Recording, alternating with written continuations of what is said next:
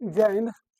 जय हिंद दोस्तों, सभी को नमस्कार। तो आज के हम क्लास में देखेंगे नंबर सिस्टम, और नंबर सिस्टम की हमारी क्लास नंबर फर्स्ट होगी। इस क्लास में हम नंबर सिस्टम को पढ़ना शुरू करेंगे। हमारे नंबर सिस्टम में फर्स्ट वीडियो वीडियो आएगा, सेकेंड आएगा, थर्ड आएगा, फोर्थ आएगा। और हम सबसे पहले नंबर सिस्टम को समझते हैं, नंबर सिस्टम होता क्या है। तो सबसे पहले हम जानते हैं नंबर सिस्टम में हम देखिए संख्याओं के बारे में पढ़ेंगे। कौन कौन सी संख्या होगी, जैसे हमारी संख्या कहाँ से प्रारंभ होती है। संख्या प्रारंभ होती है एक से, यानी प्राकृतिक संख्या हम सबसे पहले पढ़ेंगे। तो एक आएगा, दो, फिर इसके बाद तीन आता है, चार आएगा, पाँच, छः, सात, आठ और नौ। यह क्या होते हैं हमारे, यह होते हैं डिजिट। और डिजिट को हम सबसे पहले पढ़ना शुरू करेंगे। देखिए डिजिट में अगर हम सम्मिलित करें तो जीरो भी आ जाएगा, लेकिन हम सबसे पहले पढ़ेंगे प्राकृतिक संख्या क्या होता है।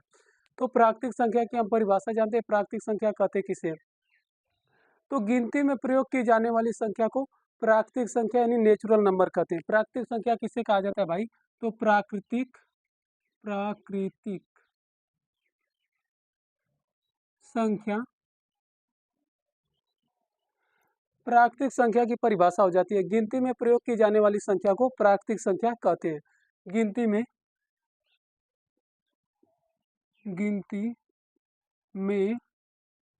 प्रयोग की जाने वाली संख्या प्राकृतिक संख्या कहते हैं। जिन संख्याओं का प्रयोग हम गिनती में करते हैं उन्हें क्या कहते हैं, प्राकृतिक संख्या कहते हैं। जो संख्या गिनती में प्रयोग होती है उन्हें क्या कहेंगे भाई, गिनती में प्रयोग की जाने वाली संख्या को प्राकृतिक संख्या। तो प्राकृतिक संख्या कहाँ से प्रारंभ होती है, आता है सबसे पहले अंक मिलता है 1, 2, 3, 4, 5, 6, 7, 8 और 9। यह संख्या क्या है, प्राकृतिक संख्या है। देखिए भाई, प्राकृतिक संख्या की परिभाषा होती है, गिनती में प्रयोग की जाने वाली संख्या को प्राकृतिक संख्या कहते हैं। और गिनती हमारा कहाँ से प्रारंभ होती है, एक से। तो एक से जितने भी संख्या आती है हम कहेंगे प्राकृतिक संख्या। प्राकृतिक संख्या के बाद हम पढ़ेंगे पूर्ण संख्या। पूर्ण संख्या क्या होता है, पूर्ण संख्या। पूर्ण संख्या की परिभाषा क्या होती है भाई, जीरो को हम सम्मिलित कर देते हैं प्राकृतिक संख्या में तो क्या बन जाता है, पूर्ण संख्या। यानी कि प्राकृतिक संख्या में शून्य को सम्मिलित कर लिया जाए तो क्या होता है, पूर्ण संख्या होता है। तो पूर्ण संख्या कहाँ से प्रारंभ हो जाती है, जीरो से प्रारंभ होती है। 0, 1, 2, 3, 4, 5, 6, 7, 8, 9 और इसके बाद यह जो होती है संख्या पूर्ण संख्या हो जाती है। अब इसके बाद आता है पूर्णांक संख्या। पूर्णांक संख्या क्या होता है, अब पूर्ण संख्या में ऋणात्मक संख्या को सम्मिलित कर लेते तो क्या हो जाता है, पूर्णांक संख्या। पूर्णांक संख्या, पूर्णांक संख्या, पूर्णांक संख्या किसे कहते हैं, तो पूर्णांक संख्या की परिभाषा हो जाती है, पूर्ण संख्या में ऋणात्मक संख्या को सम्मिलित कर लिया जाए, ऋणात्मक संख्या। यानी कि इसमें संख्याएं क्या हो जाती है, अगर हम जीरो ले लें बीच में तो इस साइड जाएंगे तो 1, 2, 3, 4, 5, 6, 7 और यह संख्या कहाँ तक जाएगी, अनंत तक। अगर इसके रिवर्स है तो -1, -2, -3, -4, -5 और ये भी कहाँ जाएगा, अनंत तक। तो यह हम पढ़े प्राकृतिक संख्या, पूर्ण संख्या, पूर्णांक संख्या। तो अब हम जाने कि प्राकृतिक संख्या क्या होता है, सबसे छोटी प्राकृतिक संख्या क्या होता है, सबसे बड़ी प्राकृतिक संख्या क्या होता है। तो अगर हमसे पूछे कि एक अंकों की सबसे छोटी प्राकृतिक संख्या क्या होती है, तो हम इसको लिखेंगे हमेशा एक। जीरो नहीं हो सकता भाई, क्योंकि जीरो प्राकृतिक संख्या नहीं होगी। तो हम अगर जाने तो एक अंकों की सबसे छोटी प्राकृतिक संख्या क्या होती है, छोटी प्राकृतिक संख्या। और एक अंकों की क्या होगी, एक होगी। और सबसे बड़ी क्या हो जाएगी, एक अंकों की जो सबसे बड़ी प्राकृतिक संख्या होती है 9 होती है। यानी जब भी प्राकृतिक संख्या हमें पूछे एक अंकों की सबसे छोटी प्राकृतिक संख्या क्या होगी, तो हम बताएंगे एक। और दो अंकों की सबसे छोटी प्राकृतिक संख्या क्या हो जाएगी, 10। क्योंकि अब इसके बाद जो 10 आता है इसको हम गिनती कर सकते हैं, लेकिन जीरो को गिनती नहीं कर सकते हैं। देखिए मेरे भाई, एक अंकों की, दो अंकों की बड़ी संख्या लिखेंगे। जितना बार अगर बड़ी संख्या पूछे, दो अंकों की सबसे बड़ी संख्या क्या हो जाएगी, तो हो जाएगी 99 या 99 हो जाएगी, या छोटी संख्या होगी 10। तीन अंकों की सबसे बड़ी संख्या होगी 100 और सबसे सॉरी 3 अंकों की सबसे छोटी संख्या होगी 100 और सबसे बड़ी संख्या होगी 999। 4 अंकों की सबसे छोटी संख्या हो जाएगी 1000, सबसे बड़ी हो जाएगी 9999। तो इसमें हम सीखेंगे अंकों के बारे में। इससे पहले हम समझ लेते हैं कि सार्थक अंक किसे कहते हैं। सार्थक संख्या, जैसे हमको लिख देकर डाटा दे देगा, ऐसा कुछ लिखा हुआ कि 0 से सम्मिलित कर दे और लिख दे 9 तक संख्या। इसमें पूछेगा कुल कौन कौन से अंक सार्थक है। तो देखिए भाई, सार्थक अंक जो होता है, शून्य सार्थक अंक नहीं हो सकता है। तो हम शून्य को क्या लिखेंगे, यह सार्थक अंक नहीं होता है, यानी 0 क्या है, असार्थक है। असार्थक सार्थक अंक होता है। अगर हम सार्थक अंक की परिभाषा लिखेंगे तो सार्थक अंक कहते किसे हैं, मतलब कि जहाँ से गिनती प्रारंभ हो जाए, यानी कि जिसको हम कुछ दर्शा सकते हैं, जिसका कुछ वैल्यू होता है, उसे हम क्या कहेंगे, सार्थक अंक कहेंगे। इसके बाद अब हम लोग थोड़ा सा पढ़ लेते हैं विभाज्यता का नियम। हम बार बार संख्याओं के बारे में पढ़ेंगे, प्राकृतिक संख्या, पूर्ण संख्या, पूर्णांक संख्या, वास्तविक संख्या, काल्पनिक संख्या, इन सब के बारे में हम पढ़ेंगे। तो सबसे पहले हम देखते हैं, इसमें टॉपिक समझते हैं प्राकृतिक संख्या से। देखिए प्रश्न बहुत आते हैं मेरे भाई, इसके बाद हम लोग ज्यादा प्रश्न को करेंगे। इससे पहले हम समझ लेते हैं भाज्य संख्या। देखिए भाज्य संख्या के बारे में थोड़ा हम लोग पढ़ लेते हैं, इसके बाद हम कुछ क्वेश्चन और आंसर इस पे करेंगे। देखिए सबसे पहले हम लोग एक एक टॉपिक को उठा उठा के प्रश्न करेंगे। तो लिखते हैं हम भाज्य संख्या। भाज्य संख्या, भाज्य संख्या, भाज्य संख्या क्या होता है मेरे भाई, तो भाज्य संख्या कहते हैं किसे, ऐसी या वे संख्या है जिसका एक या एक से अधिक गुणनखंड हो, मतलब कि स्वयं और एक के अतिरिक्त कोई अन्य गुणनखंड हो, तो उसे हम भाज्य संख्या कहते हैं। जैसे भाज्य संख्या क्या होगा, जैसे दो भाज्य संख्या है या नहीं। देखिए मेरे भाई, दो जो होता है यह भाज्य संख्या नहीं है। दो क्या है, अभाज्य संख्या है। ये एक और स्वयं के अतिरिक्त किसी से नहीं कटेगा। तो सबसे छोटी भाज्य संख्या क्या हो जाती है, 4 होगा।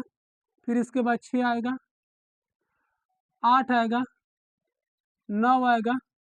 यह सब क्या है मेरे भाई, भाज्य संख्या। तो भाज्य संख्या की परिभाषा हम क्या लिखेंगे, वे संख्याएं जो एक और स्वयं के अतिरिक्त किसी अन्य संख्या से कटे, उसे क्या कहते हैं, भाज्य संख्या। तो इसकी परिभाषा लिख लेते हैं, वे संख्याएं, वे संख्याएं, संख्याएं जो स्वयं और एक के अतिरिक्त अतिरिक्त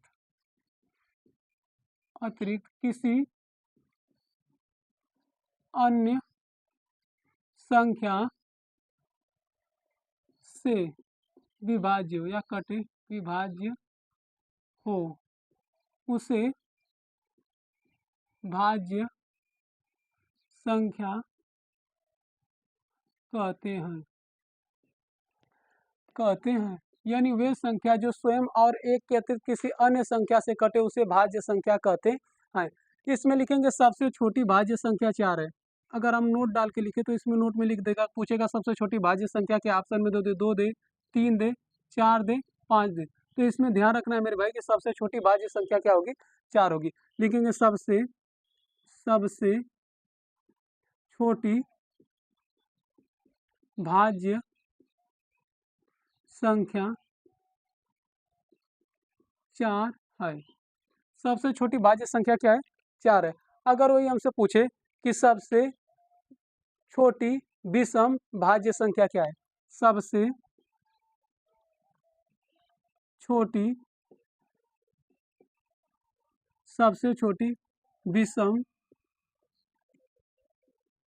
भाज्य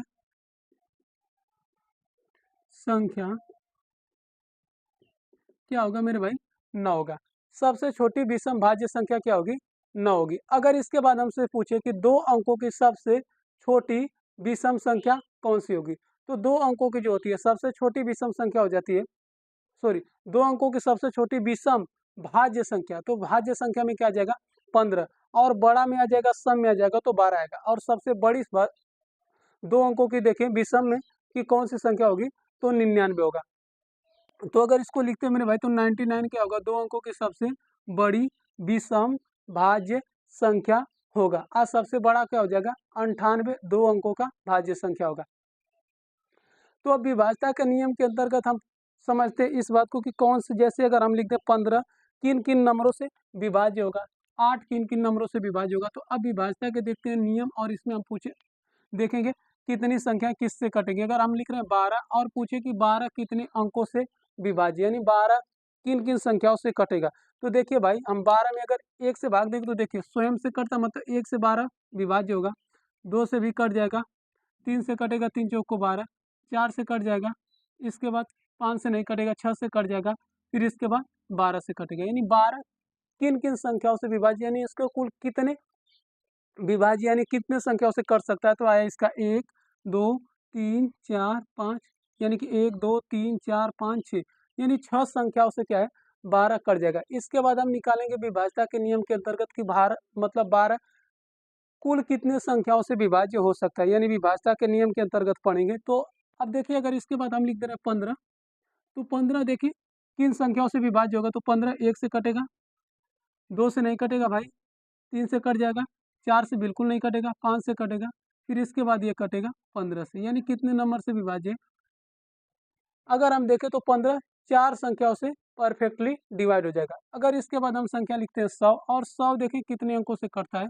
तो 100 को अगर हम देखें तो 100 1 से कटेगा, 2 से कट जाएगा, 3 से नहीं कटेगा, 4 से कट जाएगा, 5 से कटेगा, 6 से नहीं कटेगा, 7 से नहीं कटेगा, 8 से नहीं कटेगा, 9 से नहीं कटेगा, 10 से कट जाएगा, 11 से भी नहीं कटने वाला, 12 13 14 15 से नहीं कटेगा, 20 से कट जाएगा, 25 से कटेगा, इसके बाद 50 से कट जाएगा, और 100 से कटेगा। यानी कुल कितनी संख्याओं से कटा 1 2 3 4 5 6 7 8 9। अगर हम देखें मेरे भाई तो ये 100 जो है 9 संख्याओं से कटा है। तो इसको देखिए हम ज्ञात करने के लिए भी देखेंगे, जैसे 100 है तो 100 का फैक्टर करते हैं तो 2 गुणे 2 आता है, फिर इसके बाद लिखते हैं 5 गुणे 5, 2 दूना के 4, 4 5 20 20 25 100। तो हम 2 पर अगर इसका लिखे कितना घात है 1 2, तो 2 लिखेंगे यहाँ पर गुणे, 5 पर कितना घात है 2। जब इसके कुल गुणनखंडों की संख्या ज्ञात करना रहता है तो इस घात में हम 1 जोड़ देते हैं, 2 में 1 जोड़ेंगे कितना जाएगा 3। इसको आगे पढ़ेंगे मेरे भाई, 2 + 1 3, यानी 3 में 3 का गुणा करेंगे तो कितना जाएगा 9, यानी टोटल इसके जो है कुल गुणनखंड कितने आएंगे, मतलब किन संख्याओं से कटेगा। तो ये 9 संख्याओं से कटेगा। अब इसमें हमको बार बार पूछ देता है कि कितने सम संख्याएं जो 100 को काटेगा, विषम संख्याएं कितने काटेगा, इसके बाद अभाज्य संख्या कितना है। तो इसके बारे में भी हम लोग आगे क्लास में पढ़ेंगे। इसके बाद हम लोग पढ़ते हैं अभाज्य संख्या, यानी अभाज्य संख्या को पढ़े कि अभाज्य संख्या कहते किसे हैं और अभाज्य संख्या की परिभाषा क्या होती है। तो चलिए मेरे भाई हम लोग पढ़ते हैं अभाज्य संख्या। अभाज्य संख्या को हम लोग बोलते हैं प्राइम नंबर।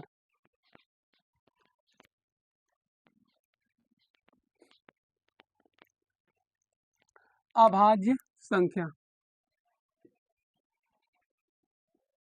अभाज्य संख्या, अभाज्य संख्या किसे कहा जाता है भाई। देखिए तो अभाज्य संख्या हम कहते किसे हैं, वे संख्याएं जो स्वयं और एक के अतिरिक्त किसी अन्य संख्या से न कटे उसे क्या कहते हैं अभाज्य संख्या। वे संख्याएं जो स्वयं और एक के अतिरिक्त किसी अन्य संख्या से न कटे उसे क्या कहते हैं अभाज्य संख्या। तो अभाज्य संख्या की परिभाषा लिखते हुए संख्याएं संख्याएं जो स्वयं और एक के अतिरिक्त अतिरिक्त किसी अन्य संख्या से न कटे उसे अभाज्य संख्या कहते हैं। देखा जाए भाई अभाज्य संख्या की परिभाषा क्या होती है, मतलब वे संख्या जो स्वयं और एक के अतिरिक्त किसी अन्य संख्या से न कटे उसे अभाज्य संख्या या फिर प्राइम नंबर कहते हैं। तो अभाज्य संख्या को हम देखते हैं कौन कौन सी संख्या होती है। तो सबसे पहले देखिए अभाज्य संख्या को हम याद करते हैं तो सबसे छोटी अभाज्य संख्या हमको मिल जाती है 2। देखिए 2 सम भी है भाई, अभाज्य संख्या भी है। इसके बाद आता है 3 5, एग्जाम्पल थ्रू लिख रहे हैं, यह क्या अभाज्य। इसके बाद आ जाएगा 7, ETC। अगर हम इसके बाद बात करते हैं मतलब अन्य संख्याएं कि 1 से लेके 50 तक के बीच में कुल कितनी अभाज्य संख्याएं, 1 से लेके 100 तक के बीच में कितनी अभाज्य संख्याएं। तो इसको हम याद कर लेते हैं कि 1 से लेके 50 तक के बीच में कुल कितनी अभाज्य संख्या, 1 से लेके 100 तक के बीच में कुल कितनी अभाज्य संख्याएं हैं। तो आइए इसको याद करते हैं। देखिए हम लिखे सबसे पहले, देखिए एक अभाज्य संख्या तो नहीं है भाई। अगर हम देखें तो 2 अभाज्य है, 3 अभाज्य संख्या, 5 अभाज्य संख्या, 7 अभाज्य संख्या, यह किसी अन्य नंबर से नहीं कटने वाले। फिर इसके बाद देखते हैं तो 11 अभाज्य संख्या, 13 अभाज्य संख्या, 17 अभाज्य संख्या, 19 अभाज्य संख्या है। यानी कि 20 तक के बीच में हमको मिल गया नंबर टोटल 8 जो ऐसे नंबर है जो अभाज्य संख्या है। फिर इसके बाद देखते हैं तो 23 अभाज्य संख्या मिलेगा, 29 अभाज्य मिल जाता है, 31 अभाज्य संख्या मिलेगा, 37 अभाज्य संख्या हो जाता है, 41 अभाज्य हो जाएगा, 43 अभाज्य संख्या होगी, 47 अभाज्य संख्या। अब इसके बाद देख लेते हैं मेरे भाई, ये 50 तक आ गए तो 50 तक में कुल कितने ऐसे नंबर है जो अभाज्य अर्थात प्राइम नंबर है। टोटल संख्या गिनते हैं 1 2 3 4 5 6 7 8 9 10 11 12 13 14 15। यानी इसमें कुल कितने आ जाएंगे, 1 से लेकर 50 तक के बीच में जो है हमको 15 ऐसे नंबर मिले जो क्या है अभाज्य। यानी 1 से 50 तक के बीच में 15 टोटल क्या है अभाज्य संख्या है। अब इसके बाद आगे देखते हैं कितने अभाज्य संख्या आती है। तो अब आता है 15 के 47 के बाद आता है 53, 53 के बाद 59, 61, 67, 71, 73, 79। फिर इसके बाद आता है 83, 89 और इसके बाद 97। अब देखिए टोटल नंबर 1 से 100 तक के बीच में कुल कितने ऐसे नंबर है जो प्राइम नंबर है। तो इसकी संख्या गिन लेते हैं। हमको यहाँ तक 47 तक गिने तो 15 मिला था, 16, 17, 18, 19, 20, 21, 22, 23, 24, 25। यानी कुल कितने हो गए 1 से लेकर 100 तक के बीच में 25 क्या है अभाज्य संख्या है। तो 1 से 100 तक के बीच में 25 अभाज्य संख्या कौन कौन से है, इसको भी हम देख लेते हैं कौन कौन सी संख्या है।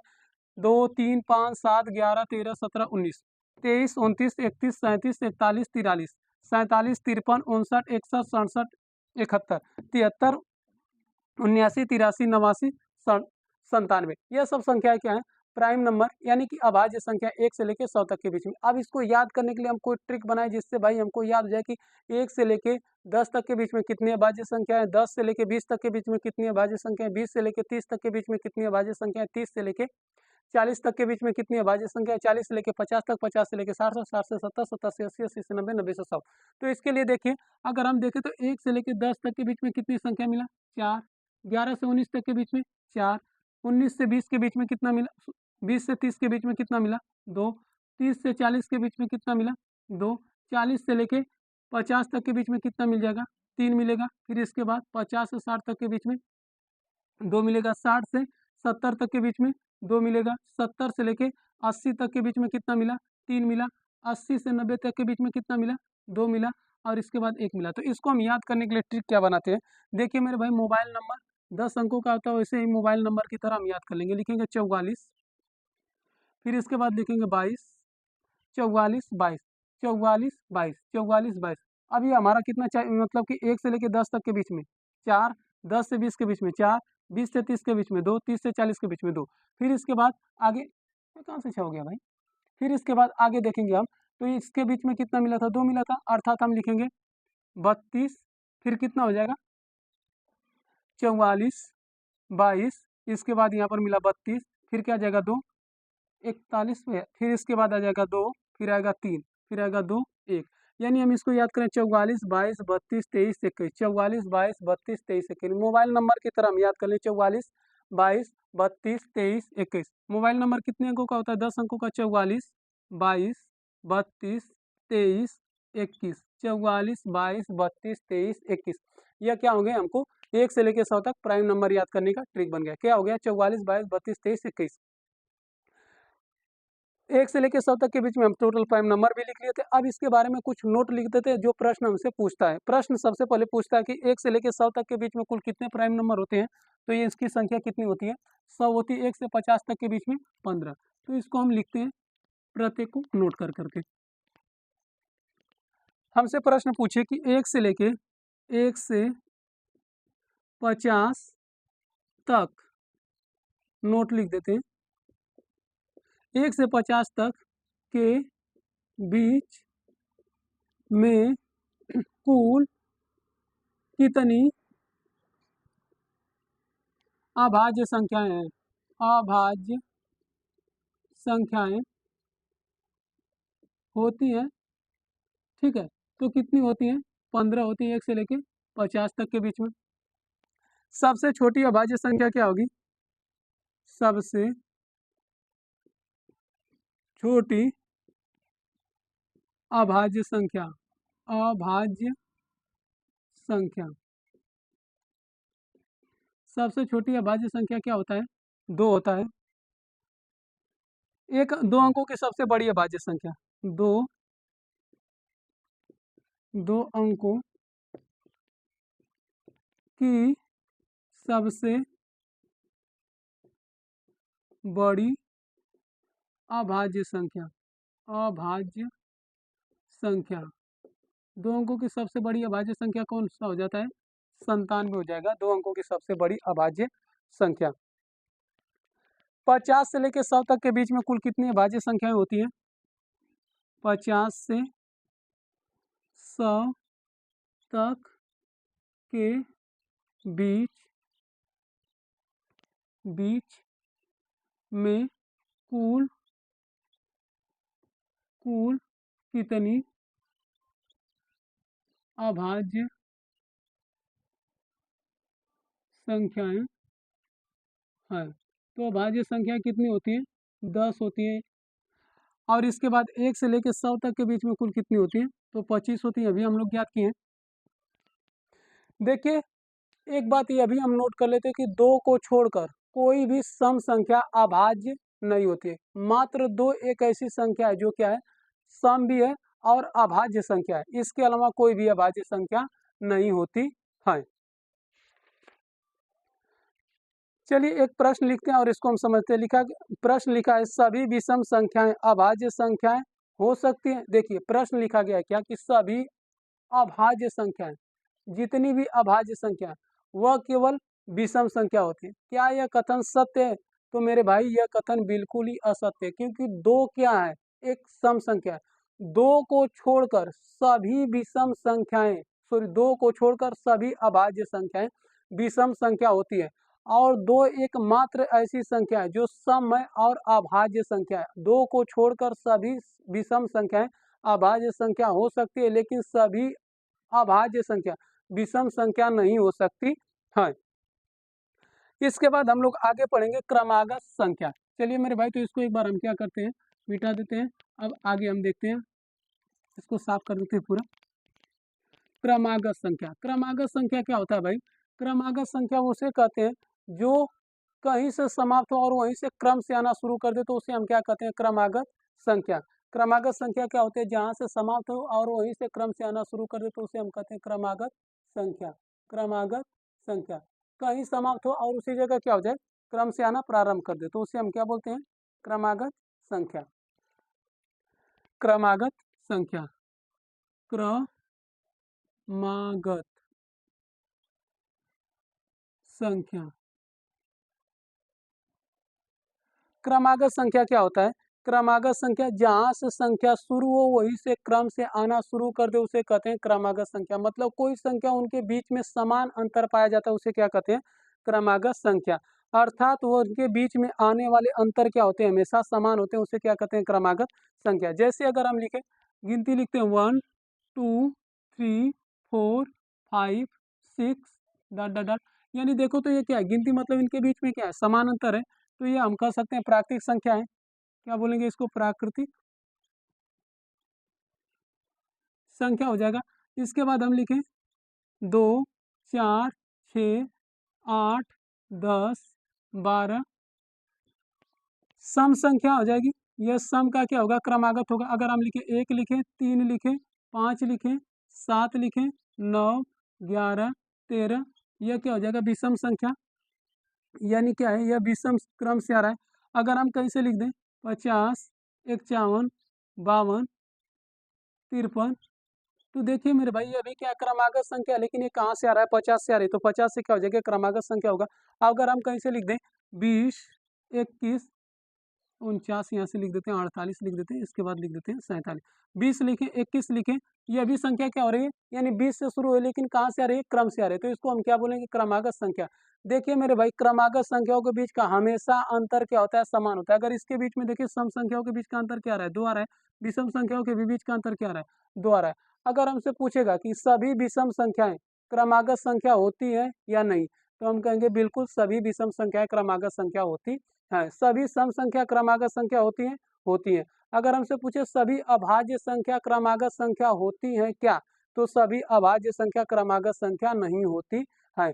क्योंकि अगर हम देखें तो 2, 2 के बाद आएगा 3, 1 का अंतर आ जाएगा, 3 के बाद आएगा 5, 5 में कितने का अंतर आ जाएगा, 2 का आएगा, 5 के बाद आएगा 7, 2 का अंतर आएगा, लेकिन ये सभी जो अभाज्य संख्या क्रमागत संख्या नहीं हो सकती है।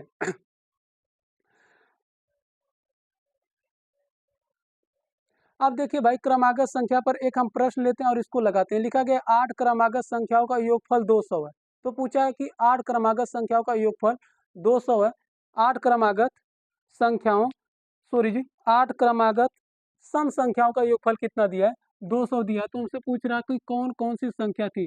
तो देखिए भाई, इसको सबसे पहले हम नियम से लगाएंगे, फिर इसके बाद इसको ट्रिक से भी लगाएंगे। आता क्या है, प्रश्न क्या दिया है, 8 8 8 क्रमागत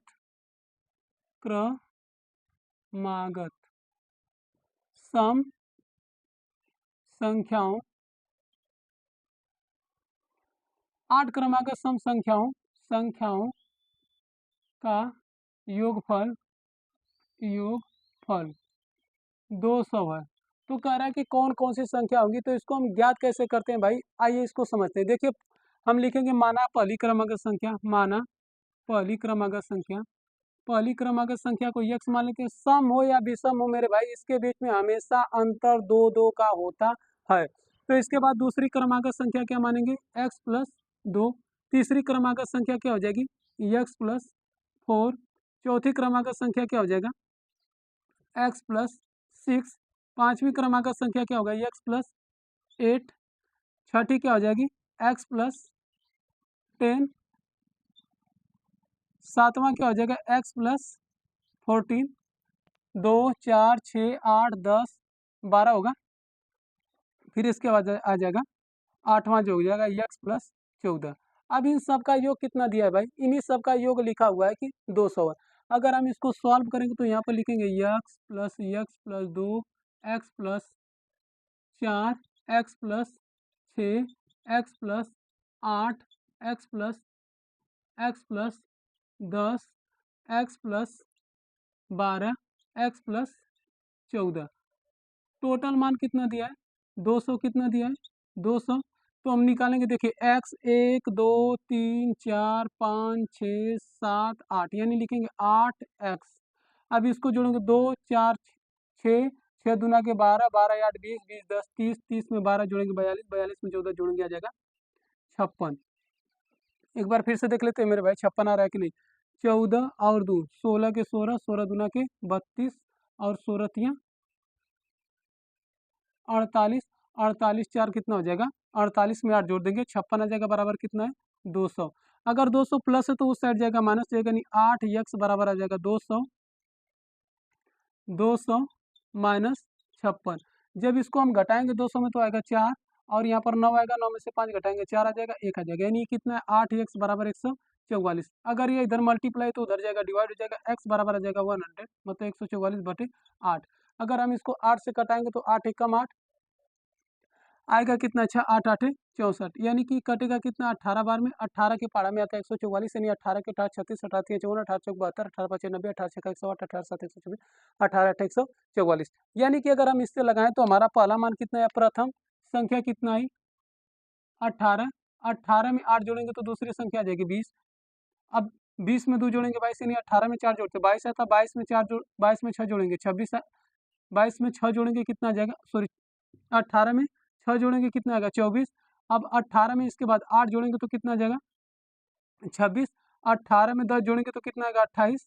18 में x का मान 18 ही दिया, 18 प्लस 12 जोड़ेंगे तो कितना आएगा 30। इसके बाद आ जाएगा 32, यानी पहली संख्या मिलेगा 18। उससे पूछ देगा सबसे बड़ी संख्या कौन सी थी, तो सबसे बड़ी संख्या इसमें आ जाएगा 32, और सबसे छोटी संख्या कौन सी थी, 18। अब बीच की, अगर बीच की संख्या पूछता तो बीच में दो संख्या है, 24 और 26 दोनों हो सकता है। तो देखिए ये तो हुआ भाई इसका बेसिक, और बेसिक नियम से लगाने पर हमें थोड़ा सा ये हुआ लॉन्ग हुआ। तो हम इसको क्या करते हैं, इसको हम लगाते हैं शॉर्ट नियम से कैसे लगेगा। तो आप लोग एक बार भाई इसका स्क्रीनशॉट लीजिए, हम इसको क्या करते हैं मिटा देते हैं।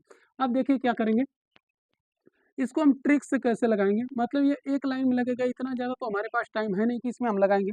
तो ट्रिक क्या होगा इसके लिए, हम लिखेंगे 200, 200 में क्या करेंगे 8 से भाग देंगे। देखिए मैंने भाई अगर 9 रहता तो हम डायरेक्टली लिख देते कि 4 इधर होता 4 उधर होता। अगर हम इसमें 8 से भाग देंगे तो कितना बार में कटेगा, 4 से कटाएंगे, 4 दूना की 8, और अगर इसको कटाएंगे तो यहाँ पर आ जाएगा 5 और 0, यानी अगर कटाते तो 25 बार में कट जाता है।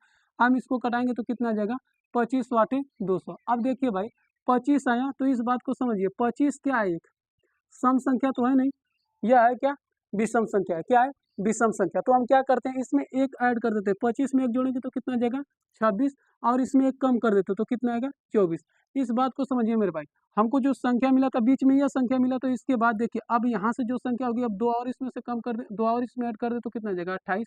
और देखिए चार संख्या इधर होगी, चार संख्या इधर होगी, 28 में दो जोड़ेंगे कितना आ जाएगा 30, 30 में जोड़ेंगे 32, इसमें से दो कम करेंगे तो कितना आएगा 22, 22 में से दो कम करेंगे 20, 20 में से दो कम करेंगे 18।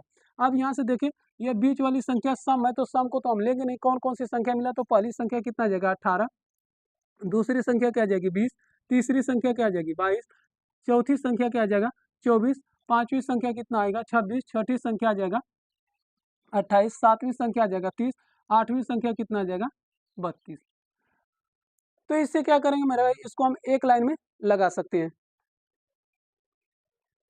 चलिए मेरे भाई, तो आपको एक सवाल होमवर्क में दिया जाता है, आप लोग इसको क्या करिए लगाकर जवाब कमेंट बॉक्स में बताइएगा। हम लिख रहे हैं 5 क्रमागत सम संख्याओं का योग जो दिया हुआ है, 5 क्रमागत सम संख्याओं का योग है 400, कितना है 5। तो आप सभी सम संख्याओं को बताएंगे। उम्मीद है मेरे भाई आप लोगों को वीडियो पसंद आया होगा, और वीडियो पसंद आया तो चैनल को शेयर और सब्सक्राइब करें। मिलेंगे नेक्स्ट वीडियो में, तब तक के लिए धन्यवाद। जय हिंद दोस्तों।